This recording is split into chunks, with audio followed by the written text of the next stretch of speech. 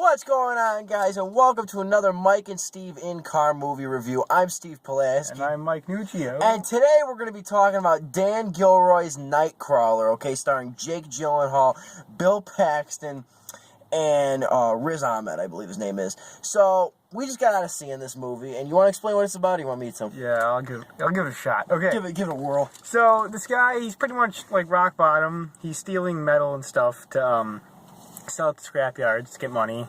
And he finds out that he can make money by selling videotape footage to news agencies. So he starts out with a little, like a tape camcorder kind of thing that, you know, your grandparents always used to use to record you.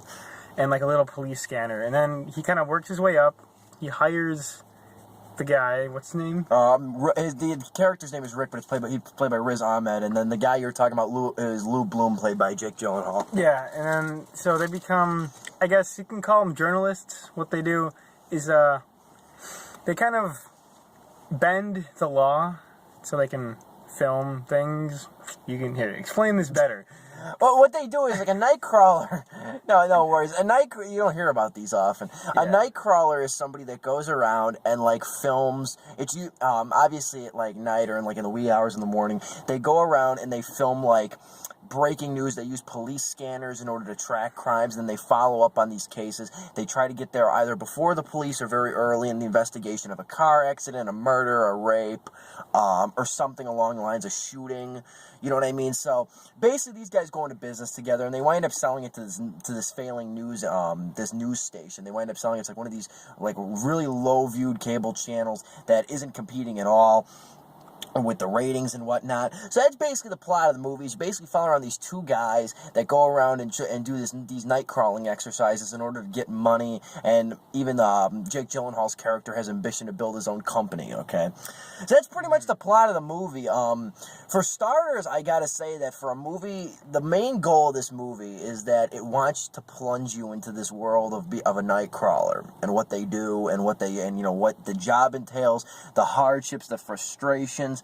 And it overwhelmingly succeeds at that. Like, it throws you in the center of the action, makes you like a voyeur to this kind of lifestyle. Yeah. And I love that. I love it. It takes its idea and it runs with it. It just completely exercises it to the fullest degree. The other thing it tries to make you do, and this is actually really cool on the movie's part as well, is that it shows you like the degradation of journalistic ethics, and the way that how far they go in their reporting, how the stations try to bend the law in terms of what they can show. And you said it best. The whole movie's like about bending the law and trying to get around regulations. That's the thing. Like you said, it shows how people can become obsessed with not only like money but their job, and they kind of degrade themselves and people they know. Absolutely. Just to get ahead. Absolutely. And that's the great part about this movie. And they get obsessed with trying to do this.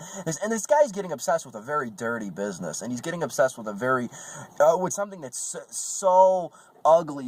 I told you in the middle of the movie, you have to have no emotion to do this. You know what I mean? Yep. You can't be attached, man. I mean, I get uneasy when I see a rear end car accident. You know what I mean? Like, to see a lot of this stuff, though, you have, and not to mention, you have to be quick, and you have to be able to adapt. And that's the other thing that they show with this job. But the interesting thing is it really shows, like, the emptiness of morality in terms of these news stations. And a lot of it comes into play when you start contemplating, because I took a whole journalism class my senior year of high school. It all comes into play with like the rise of 24-hour news stations like CNN. It's all about breaking news. Even Bill Paxton's character at the very beginning, when he arrives on scene, he even says, "If it bleeds, it leads." Yep. That's the code. That's like the slogan of news reporting. Like if there's a murder or if there's bloodshed, that's the story that the news is going to lead with. That's an old saying. As good as graphic as possible. That's what it is, and that's what gets the ratings. And then they're showing the great scene in this movie. I don't want to give it away because I will write a review for Influx Magazine and thebaconation.com. Links will be below. Check those out. I dearly appreciate it. My favorite scene in the movie is when they finally, I'm not going to say it, but he stumbles upon like the big defining story of his career thus far. You know what I'm talking about, later in the movie.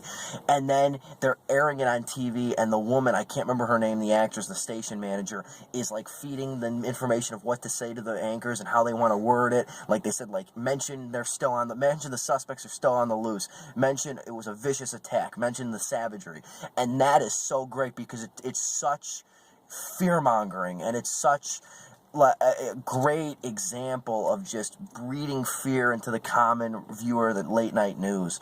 And I loved it. I mean, go a little bit more into your opinion on it, because I'm kind of just, explaining just the specifics of it. So it really shows you how news agencies run stories. I don't know if it's exactly like mimicking how real news agencies. If it's wholly, because you don't really know if it's accurate unless you worked at one. Yeah, but you could believe it. You know what I mean, with the way it's structured. Find out how deep down and how gritty the journalists and news agencies get, how they can manipulate stories to what they think will get them ratings, not what actually happened. Absolutely. It's all about that's what happens when you have dozens of news stations. What are they going to do? Naturally, just like sitcoms, they compete for ratings. They're no different.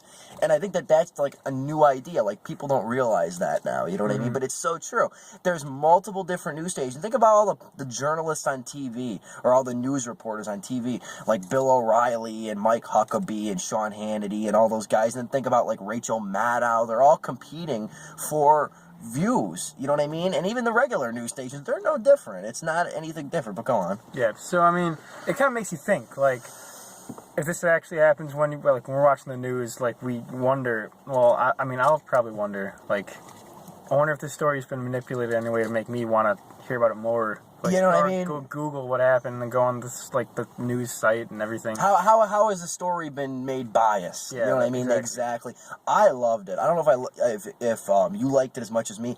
I loved it. I think it's a great film. I think it's great for throwing you into an environment, and I think it's great for commentary on journalistic ethics and career obsession. I love those two ideas, and they're explored fully in this movie. I think Gyllenhaal could earn himself a Best Actor nomination for this performance. He plays wayward and detached so beautifully. And he does it in the way that, you really believe that this guy is so empty until he gets... he's in the beginning of the movie, he's very empty. He's just very passive. But then he starts getting involved with this Nightcrawler business, and then he really gets immersed in his job. And then you see, that emptiness goes away. Whenever he's not doing something related to the job, he is completely empty, tuned out, doesn't care. And I love that. I think Gyllenhaal could very well earn himself a Best Actor nomination for this movie. Out of 4 stars, I'm giving it 3.5. I will say the only downside that I could find in the movie, it's a minor downside. I'm 3.5, 9 out of 10 on Baconation scale, A- on Influx Magazine scale. But I will say the only downside to me, and I did whisper this to you in the movie, I think some of the stuff is a little bit... the crime scenes and everything are great, so that part almost cancels out what I'm about to say. But it's just that the way the cops... The length of time it takes the police to respond sometimes is kind of unbelievable. When he's finally getting that big case, it took the police for the extension... the excessiveness of the crime, it took way too long for the cops to arrive. They kind of stretched that out, I think. If you compare that to real life, I'm pretty sure that's accurate. I've read stories in cities, it takes cops upwards of 5 or 10 minutes to even respond. So maybe I'm just kind of overreacting. We don't live in an area where we have to wait. That's too far, yeah. But in a big city like that, probably. Possibly, but I think that idea could have been. I think it's a little bit just skewed to give the characters more time to do what they need to do.